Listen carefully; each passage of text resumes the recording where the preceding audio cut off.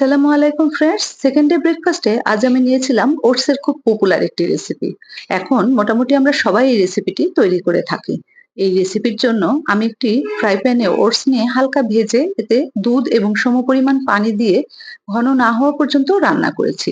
ঘন হয়ে ঠান্ডা হয়ে আসলে এতে আমি পছন্দ মতো ফল এবং চিয়া সিড দিয়ে খেয়েছি। ডিটক্স ওয়াটারের মধ্যে আজ আমি নিয়েছিলাম ক্যারট ডিটক্স ওয়াটার।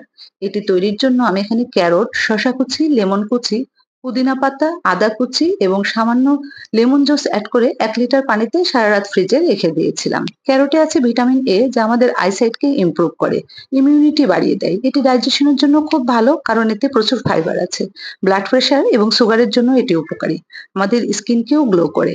লেমনে আছে ভিটামিন সি যা আমাদের স্কিনকে ইয়াং রাখতে সাহায্য করে। তো কাল আবার দেখা হবে নতুন একটি ব্রেকফাস্ট, নতুন একটি ডিটক্স ওয়াটার নিয়ে। সেই পর্যন্ত হেলদি খাবার খান, because a healthy food for a healthy mood. আল্লাহ হাফেজ।